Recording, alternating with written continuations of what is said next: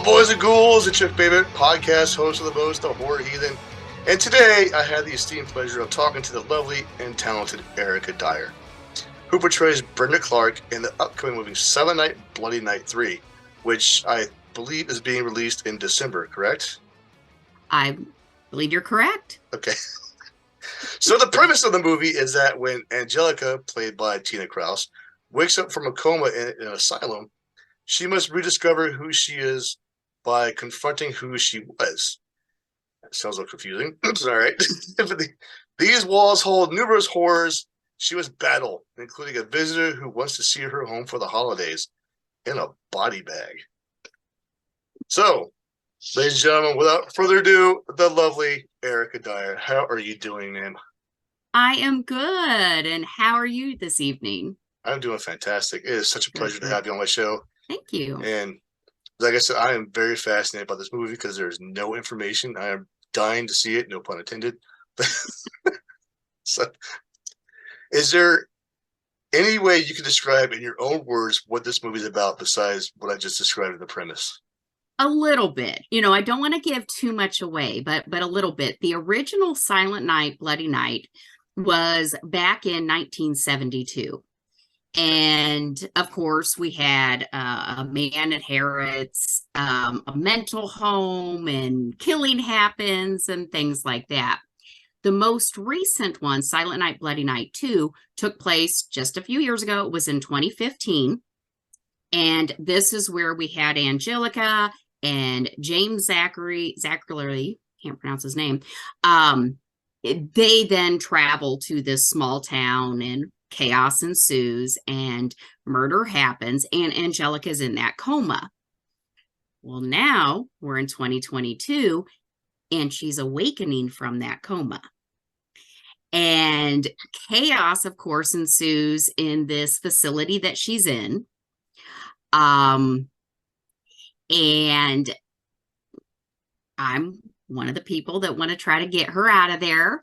And it's a really exciting movie. There's also another storyline that's going on there with some of the nurses that are taking care of Angelica. They're not very nice people.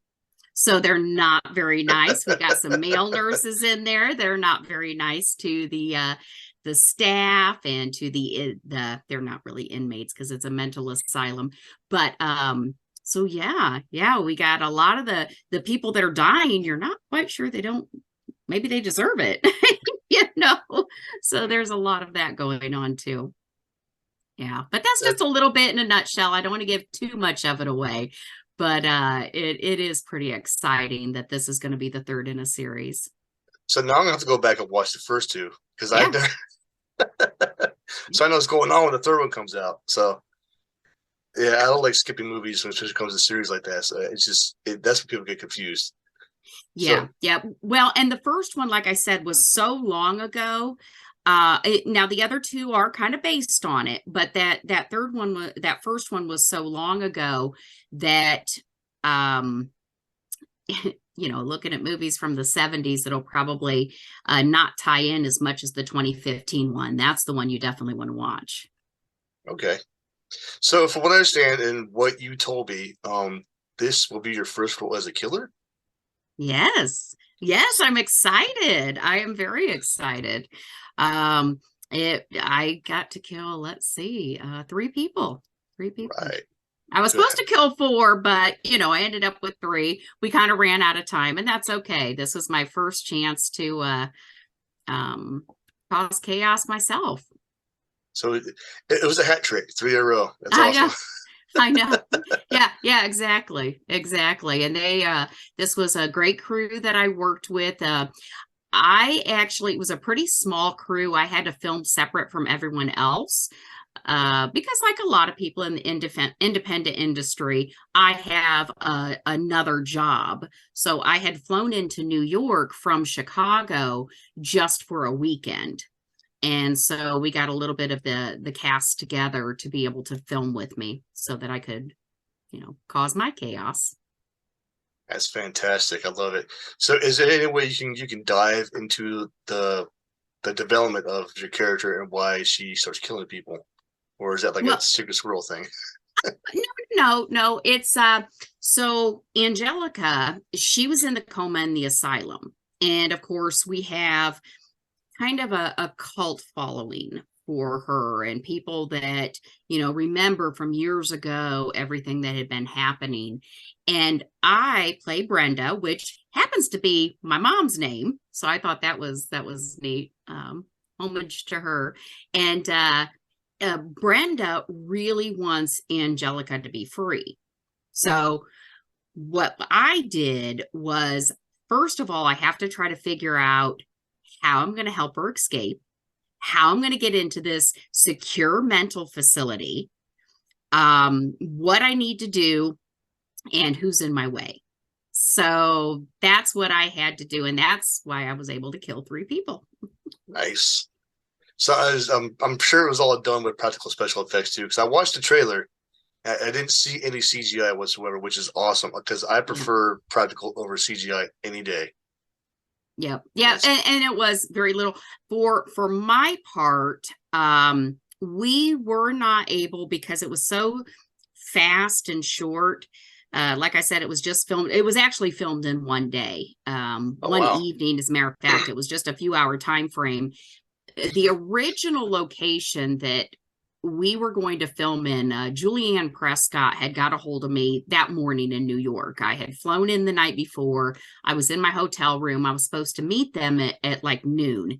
And about 11 o'clock, Julianne had sent me a text and she said, there's a problem with the location. The guy ghosted them, basically. And we can't get in to this bar that we were going to film in. And I'm going to find you another place because I came in from out of town. We're going to find another place. We're going to get this done today. And I had told her, I said, you know what? Even if we can't film it today, it's fine. Don't worry about it. Well, they ended up finding this lovely loft that had a bar area. The only problem was they had another event that was going to happen later that evening. So we really only had the location for maybe 3 hours. So we used very little, even though I killed 3 people, we did not have a lot of bloodshed. It was more of the surprise and what you would expect. And we had a little bit of blood, but I missed out on chasing. I was supposed to chase Julianne down and stab her to death, and I couldn't chase her. We ran out of time, but that's okay. That happens. It would be a horror movie without blood. So I know we do. We have a little bit of blood, but not as much as I would have liked. But that's okay, because in this one, I black mask. It is definitely a different character than I've played before. In the other films that I've done this year, I am more of the background character, more of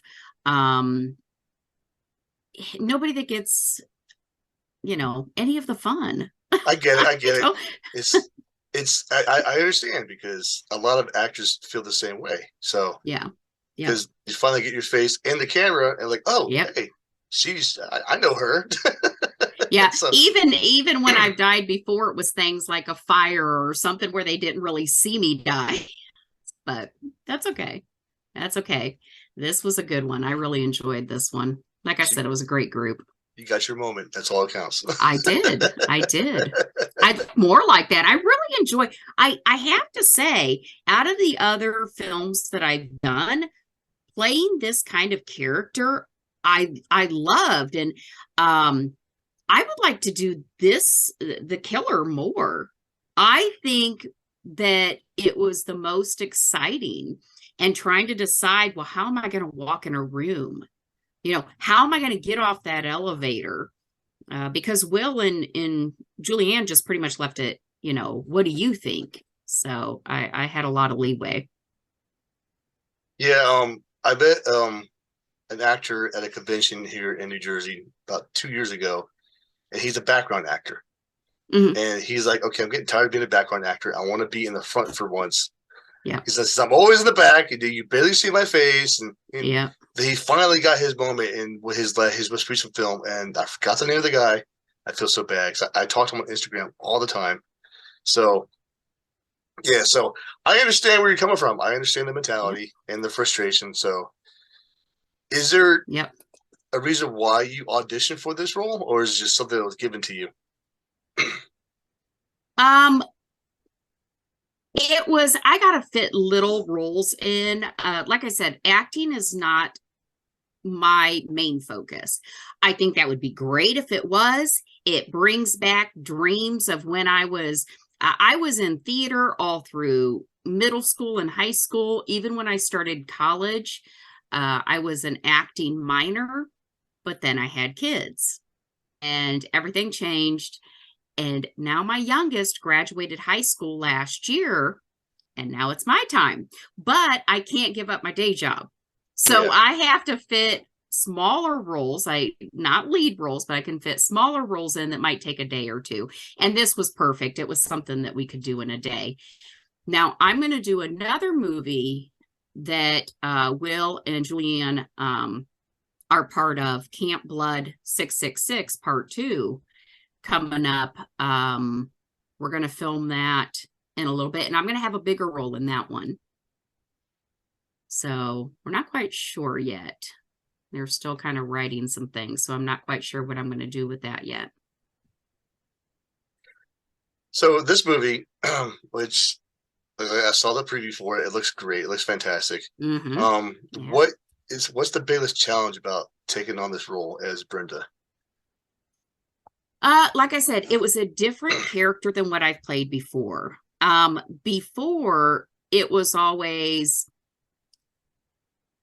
I'm playing off somebody else. I didn't say a single word in this role as Brenda. Every bit of acting was in my movement, my looks, how I held my knife, how I would come up on people, so it was all physical acting. It was not verbal whatsoever. I never uttered a single word, and I'd never had that before. Before it was always trying to present myself. Oh, how do you want me to say this line? Or I need to be louder, or let's try to say it this way. Not this one. And it's obvious when I walk into the room that, oh, something's going to go on. This is not good. As soon as I get off the elevator. Yeah. But I know at times you're probably screaming stuff in your mind, die, or something. Yeah, I was. Yeah. And then I was trying to think, oh gosh, there was one part, the knife that I had, well, you guys know how to use a knife now. The knife that I had, because we did everything so fast and the location moved and we were trying to scramble, it was not a retractable knife. It was plastic, but Okay. it was not a retractable one. So if you do stab someone hard enough, it was hard enough plastic that it going to hurt. Yeah. And Julie's like, just stab me in the chest. Just stab me in the chest. I'm like, I can't. I can't stab you. So I'm like, I'm a little, so they had to get the angle. I was afraid to hit her with the knife. I knew if we really got into it, with that not being a retractable knife, that I might hurt her, and I didn't want to do that. But Will and the camera guy were trying to get a good angle, and I think they did a good job. Okay.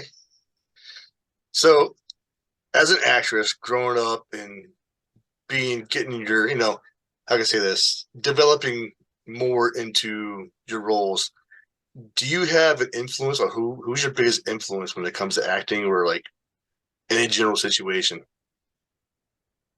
Oh gosh. Any general situation. I mean, I don't necessarily think of myself as much of an actress as I do as a comedian, because I also do stand-up comedy, and I also have a podcast of my own that is comedic in nature, along with a blog that I used to do. So the acting I haven't done for years. so when I think of who influences me the most, I always think of comedy. Okay. Dave Chappelle, Right. and because I love Dave Chappelle, and I grew up with Richard Pryor, all the stand-up comedians of the old Eddie Murphy, not the newer Eddie Murphy that only does the family movies that he's not as funny. He's funny. He's funny. He's funny. But back in the day when he did Eddie Murphy and things like that. So that's mostly who I look towards. How do you go into a room, or how do you get up in front of that group of people, or walk onto that movie set and take control? Even if you're just there. And I got this advice from somebody I worked with too. And I'm like, yeah, I've heard that before. Even if you are there as a background actor, or you are maybe just one or two lines, you got to do something to own that scene. And if they give you the freedom, which I took that to heart, if they give you an opening and you can do something that makes you own that scene, you're going to be remembered. So, but yeah, the comedians, that's usually hard. Yeah, anyone from Raw. That's the very first comedy thing I've seen when I was a kid. I was like 6 or 7. Mm-hmm. So I'm still imitating that stuff to this day. Love So him. I know. He's so funny. He's so funny. It's that used to be on Netflix. I don't think it is right now, but yeah. Oh, he's hilarious. the whole Raw, and what was the other one? Delirious. Yeah, the whole ice cream bit on Raw. It was my favorite bit. Oh yeah. So I got Was that some the same? ice cream. I got some Yep, ice cream. yep. And he talks about the McDonald's. Yeah. I love that one. His mom, I'm not paying for McDonald's, and she'd make a big hamburger with onions hanging out of it.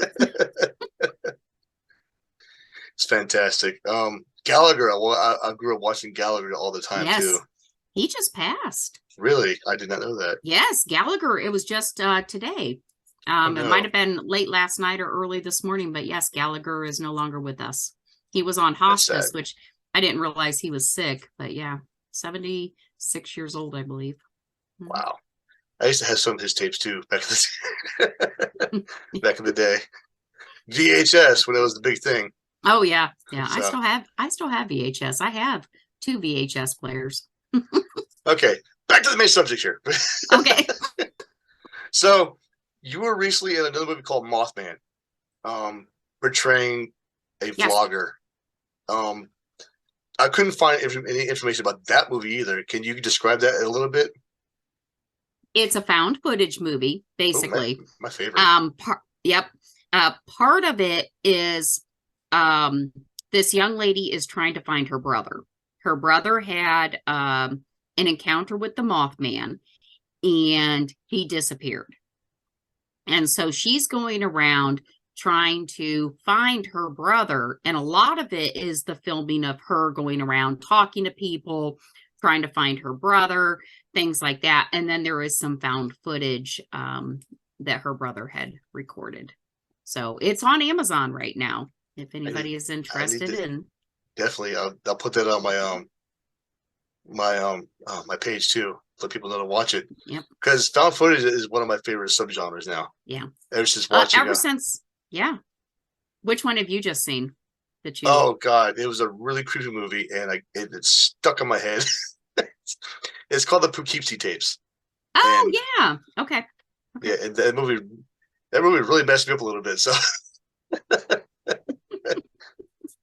Some of them do. The Blair Witch Project would. That was the first one I really found footage, and when my sister and I walked out of that, at the time, is kind of funny because she didn't realize it was a scripted movie. She thought it was real, like a documentary. We found this footage, and this happened to these people, and she's like, "Oh my God, I can't believe they never found them." I'm like, Rhonda, it's not real. But it's funny how you mentioned that, because I saw the Blair Witch Project in the theaters too when it first came out. Yeah. So I'm trying to think you and I are the same age. We probably are. Yeah. So that's fantastic. Okay. One thing I do as my followers and listeners on my podcast and who follow me on TikTok is I ask them, is there any questions you would like to ask the actors that I talk to interview? And I can't. He doesn't want his name saying. I don't know why. He's protecting his identity for some reason. I don't know. I'm starting to believe weird thoughts about this guy now. I mentioned that. He wanted to know if you had one line in a movie, which would it be and what would it be? If I was to say the line? Yeah, which movie and what would the line be? I'm trying to think of. Well, I always loved Mommy Dearest. No more wire hangers. That's what I would say. No more wire hangers. Yes. I think that's an amazing movie. I would. That would be, if I would be able to remake a line that's already there. That's what I would do.